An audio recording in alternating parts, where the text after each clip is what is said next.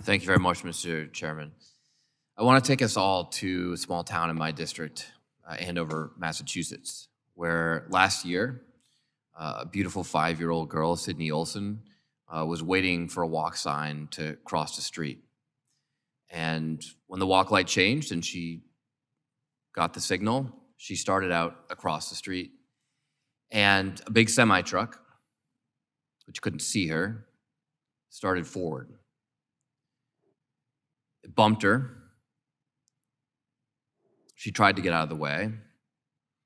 And then it jerked forward again and ran over her, ending her life instantly in front of her entire family. Now, this, of course, has devastated her family, her brother, her mom, and dad. It's devastated the truck driver, who didn't even know what had happened until after it happened. It's devastated a community.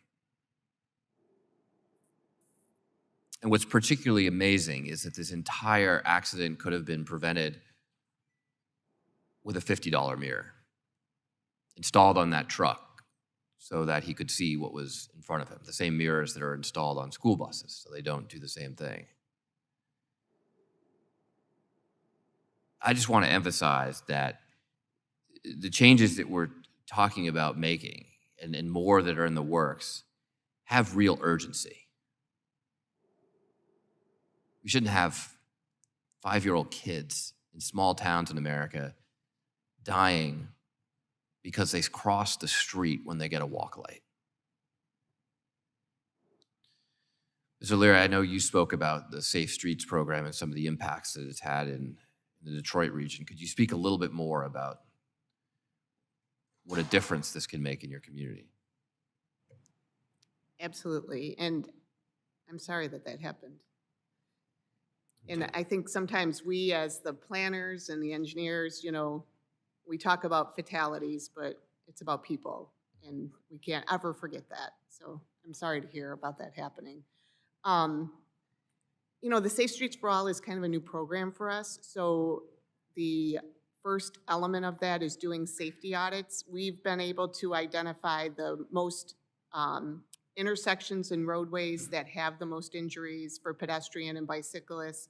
And we're going there and we're doing the audits with this fund to figure out what's the next step. How do we fix those roads? And that's one of the roles that we play. The cities of Detroit and Dearborn both were able to receive actual construction funds. And so one of our jobs right now is, while they just received the funding, is to try and line up their funding on the safety side with the other funds that they've received for the repaving of the road, for example. And so that's, not always an easy task. So we're making sure as the MPO that we're aligning all of those projects together. And we know we need to make a difference, and that's why safety is our #1 concern in our region when it comes to our transportation network. Well, I just think that, we talk a lot about congestion and travel speeds, and everyone seems to be eager to add a lane to another highway, despite the enormous amount of empirical evidence that doesn't decrease congestion or travel times. But we often forget the fact that these roads are going through communities. They're going through communities with people that we're encouraging to walk. It's good, it's healthy. Of course, we'd have a lot fewer road fatalities and traffic deaths in America if we had a better rail system.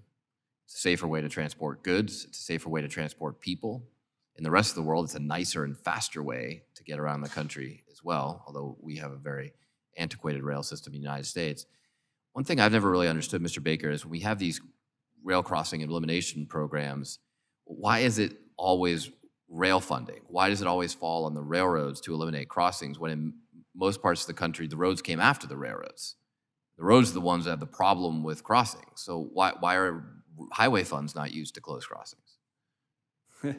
It's a fair question, and to be fair, the traditional Section 130 program is actually highway money, but it's only $200 million a year, which is is not even a drop in the bucket as far as 200,000 crossings. The rail crossing elimination program is a big increase in that, and I think a step in the right direction, but it actually sounds to me sort of promisingly like a bipartisan area of agreement where there is clearly interest on both sides in really increasing that. And some of these crossing fatalities are the most stubborn part of rail safety. They're extraordinarily frustrating for us in the industry and obviously devastating every time there's an accident there. We would love to see more crossings closed and work with communities if they can access the funds to do it. Well, thank you, Mr. Chairman. I hope that communities will consider using funds to make safety improvements